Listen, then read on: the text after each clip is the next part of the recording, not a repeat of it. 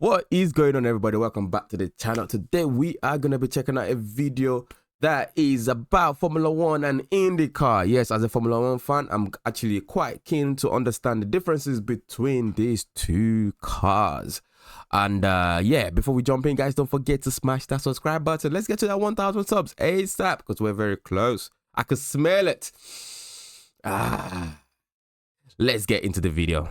Formula 1 and IndyCar. To the untrained eye, the two racing categories might look, well, the same. They're both incredibly quick single-seater racing cars. I can see there's some madness going on with the front wing here. Like, what in the world is going on? It's got like a U shape or a D. What else can I see? It's got a bit of mock cover in the back with a tire. Is it for the airflow or something? I don't know. But yeah, like looking similar but different. Oh, they got a windscreen now. That's a proper windscreen going on. Oh, wow, we were. All right. Piloted by some of the world's best drivers. But that's more or less where the similarities end. IndyCar is a very different breed to F1 altogether. Teams buy in their cars rather than develop them themselves. And there's just two engine suppliers on IndyCar's books, instead of the four manufacturers that F1 has involved. Yeah, they all Furthermore, IndyCar racing has a significantly complex history. The CART IRL split of 1996 could be worth a video all on its own. And the eventual reunification of teams after Champ Car was bought out in 2008 all add to the series' rich tapestry. With IndyCar receiving a surge of popularity around the world in recent years, Fernando Alonso's appearance in two Indy 500s, sort of, the likes of Marcus Ericsson, Felix Rosenqvist and Romain Grosjean defecting from F1 and Formula E to join up, and the addition of Supercars champion Scott McLaughlin, perhaps it's time to compare this year's F1 title defender, the Mercedes W12, and IndyCar's title defender, Scott Dixon's Chip Ganassi. Wait, how old is this video? We was talking about Mercedes being the defending champion. That has not happened in a while. Let's see. 4 years ago. Okay, that makes sense. It's been 4 years, so no chance. Racing machine, and I'm side sure by a side. lot of things that would have changed by now as well. So we're not going to take this. Overall, the cars don't look dissimilar, but work to very different concepts. Both have slightly raised noses to open up the floor to clean airflow, for example, but IndyCar has a few extra differences with its rear wheel guards and lower engine cover to help mitigate things like drag. As Formula 1 focuses on making its side pods smaller and smaller each year, IndyCar's side pods are much rounder and don't endure that level of development.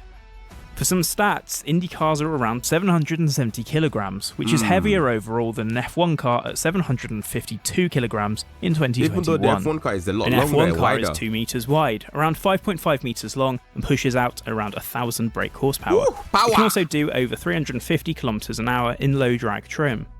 An IndyCar, meanwhile, is about 1.9 meters wide, 5.1 meters long, and can produce up to 700 horsepower depending on the turbo boost.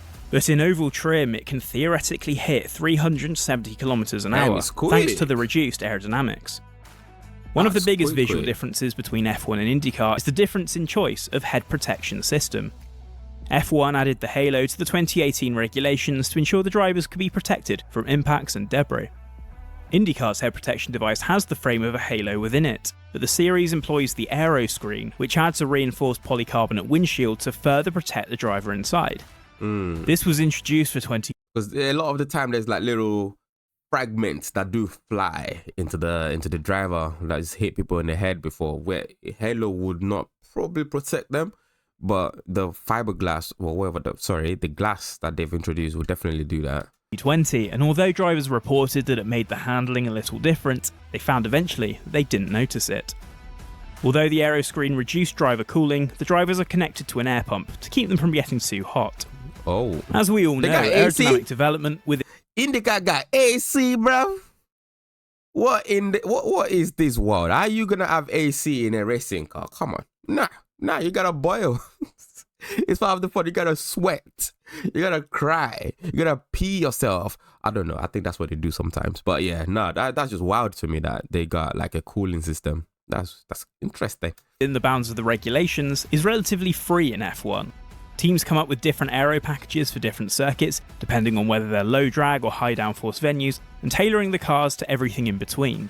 IndyCar has just two aero packages to play with, both distinctly different as they're tailored for very different events.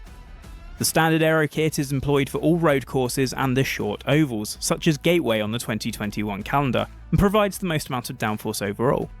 This comes with a full 3-element front wing, although the third is often removed for short oval races, along with a full-size rear wing and dipped wheel guards to improve the overall downforce. Formula 1 cars meanwhile have 5 wing elements in total, featuring a straighter end plate, which feeds airflow around the front tyres. An F1 front wing also has exposed tips, which aerodynamicists like to use to generate vortices to protect the rest of the car from the front tyre wake. There's too much physics. But for the large ovals and super speedways, such as the crown jewel Indy 500, the aero is stripped back for pure speed. The front wing is completely trimmed back to its main plane, and the rear wing is cut down to a deltoid-shaped wing for balance. Damn, that Moving on to the car's flaws, IndyCar has a hole at the front of the side pod to minimise the chance that the car can become airborne in a heavy incident. Formula 1 cars as of 2021 use flat floors with a diffuser at the rear, but for 2022 will transition to a Venturi tunnel arrangement to reduce the reliance on the overbody wings producing downforce. This is something IndyCar already does, with 2 tunnels that sweep between the rear wheels to assist the expansion of airflow. With a larger expansion area, the cars generate enough downforce to keep the cars on the road, even when trimmed out for the super speedway events. However, an F1 car generates much. I have to say, the IndyCars, they don't look aggressive as like this car, like this one right here. This just looks mean as hell with all the blades on the goddamn wing. And it just looks mean. But this right here, even when trimmed, they don't look as crazy as the F1. The tires, or maybe it's the tire size. The tire size is a bit too kind of skinny. I wouldn't say too skinny, but they look kind of skinny. And the F1 just like fat, chunky tires and all that mean looking. And out for the super speedway events. Love it. However, an F1 car generates much more downforce compared to an Indy car, especially given its open development overall. Formula 1 uses a turbo hybrid engine formula, underpinned by a turbocharged 1.6-litre V6 engine. The hybrid components include an MGU-K, which regenerates energy from braking and deploys it, an MGU-H, which regenerates energy from the turbo off throttle and helps to spool it up as a driver accelerates, and a battery pack to store that recovered energy. Currently, Formula 1 has 4 manufacturers developing powertrains: Mercedes, Ferrari, Renault and Honda, although Honda's powertrain will be taken on by Red Bull from 2022. Although IndyCar also employs V6 engines, these have a displacement of 2.2 litres and have a twin-turbo arrangement. They need to bring back the V8s, the turbos are supplied by Borg Warner, which also lends its name to the Indy 500 Winners' Trophy. Both Chevrolet and Honda supply IndyCar powertrains. Chevrolet's engine is designed and built by Ilmor, while Honda's US-based performance development arm produces the Honda units. IndyCar will move to hybrid powertrains in 2023, with displacement to rise to 2.4 litres in addition to the hybrid systems on board. There's also a difference in fuel between the two series. Formula 1's rules mandate that 5.75% of the fuel currently used must be from a sustainable biological source, but from 2022 the plan is to increase that to 10%. For the next engine cycle, expected to be in 2025, Formula 1 hopes to ensure that 100% of the fuel is from an e-fuel or renewable synthetic composition. I didn't even know that one. IndyCar already uses E85 fuels, with 85% bioethanol and 15% gasoline, with the bio component produced from corn. The series has also suggested that it would like to switch to an e-fuel in future, which have been fated as a carbon-neutral drop-in fuel that could theoretically help motorsport shift away from hybrid components. Formula 1 also has power steering, while IndyCar doesn't, meaning that the drivers have to work harder at the wheel. But the IndyCar formula is much more simple, and so setup rather than development is key. Pirelli supplies 3 compounds of tyre for each F1 race: red-walled softs, yellow-walled mediums, and white-walled hards. IndyCar has just 2 supplied by Firestone for the road and street races: the red-wall soft alternate tyre and the white-walled primary hard tyre. Tyres for oval courses are different and are of a single type, with slightly larger diameters on the right-hand side to account for the oval banking. IndyCar also has fuel stops, which has not been part of Formula 1 since the end of 2009, and so the Dallara chassis they use have a smaller 70-litre fuel tank. An F1 car has just over 1.5 times that, given it's permitted to have 110 kilograms of fuel on board the car. But just how different are they in terms of performance? By way of measuring that between the two categories, let's look at a venue that they both visit, the Circuit of the Americas in Austin, COTA. Texas. I've just learned that. Formula 1 last visited the circuit in 2019, where Charles Leclerc set a 1 minute 36.169 second lap during the race. IndyCar was 12 seconds slower at that track that year, with winner Colton Herta setting a 1 minute 48.8953 second lap time en route to his first. They got higher top speed, but maybe the cornering is what the downforce obviously is not as great as Formula 1, so that explains it. But 12 seconds though, whew, first win, a second slower than an LMP1 car. But on the flip side, IndyCar did take a slightly more lax approach to track limits.